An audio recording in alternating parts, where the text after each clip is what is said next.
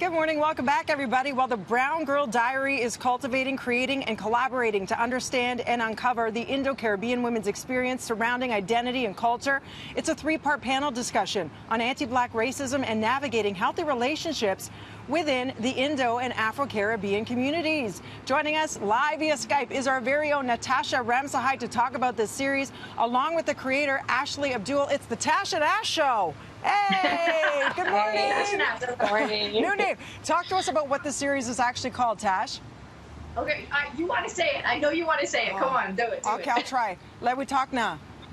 Good. Okay, no, guys. Let me talk now. She did well. Let me talk now came about because I saw a post from Brown Girl Diary on Instagram, and it was about Indo-Caribbeans for Black Lives Matter. So I was like, okay, let me see what this is about. And it really spoke to me because of my upbringing, with my background being Trinidadian. Even though I was born in Canada, there's a lot of anti-Black sentiment, a lot of anti-Black bigotry and racism that goes on in the islands that a lot of people don't know about or don't even want to talk about.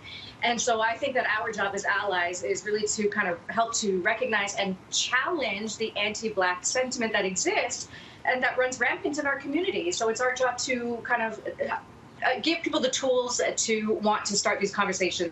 And I know you've already had their home, one. right? So I want you to listen and then go home and chat. You got it, Tash. I know you kicked off your first one. Was it last week? Yeah. So this is part 2 of 3 series tonight. It's all about how to talk, right? Like, how do you go to your Auntie Dolly or to your grandma and you want to sort of stop them from saying things or from stereotyping and all of this stuff that has been brought about by colonialism and white supremacy, which has conditioned Indo-Caribbeans to believe that we're more worthy than Black people, when in fact we wouldn't be where we almost have a certain privilege as brown people. It's kind of on the backs of the free labor of Indigenous and Black people. That's why we have what we have. So yes, tonight is part 2. We're talking to our partners, so Indo-Afro-Caribbean couples, and how do you support your partner, and how can you be that ally as a person of color. So tell me, Ashley, what's the response been so far? Were you surprised as to the reaction? I would say that I was surprised because it's really crazy, because when I first started Brown Girl Diary, I didn't realize how important that these conversations were. And as we started to grow and as we started to understand what the issues were and what the stigmas and the stereotypes that existed within our community were, it was really important to see that all these people wanted to have these conversations and were interested to learn. And I think it's easy for people to be a part of these conversations because these ideas resonate with them. And I think it's really cool because the overarching ideas that we're discussing, the Afro-Caribbean community is our partners, right? There are neighbors within these communities. We interact with them on a daily basis. So it's really important for us to understand what they're going through and what their experiences are. So a lot of our conversations stem from culture, history, intergenerational trauma, colonialism. And it's important to remember that these conversations are not new. They've been happening with George Floyd, Breonna Taylor, Black Lives Matter.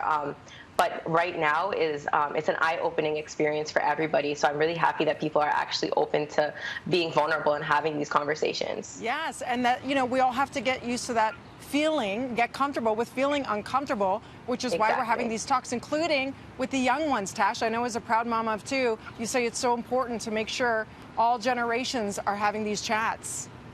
Well, absolutely, because, and again, if I go back to my personal experience, my grandma, who's no longer with us, unfortunately, but, when I had my children who are mixed, right, they're half Black, half me, and hearing comments like, oh, is a good thing she got the straight hair, right? She got the good hair, or she's fair. So there's colorism, and then there's all of this anti-Black racism, which, this is not what I want my children to hear. And then as they're watching on the news, they're half Black, half Indo.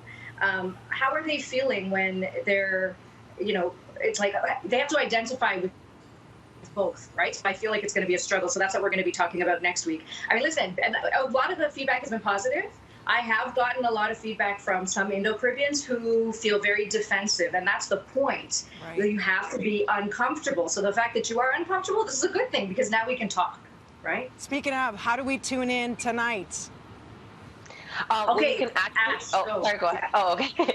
You can actually follow us on Instagram at the BG Diaries, and all of the information is on our newsfeed, and also the link is in our bio. So it's going to be on tonight at 7:30 via Zoom. So make sure you guys get registered so you can tune in and join in on the conversation and learn more about our experiences and the experiences of our communities. So important. Ashley, Natasha, thank you so much. Love to you both. Thank you for doing this. Take care. And stay Bye. safe. Bye.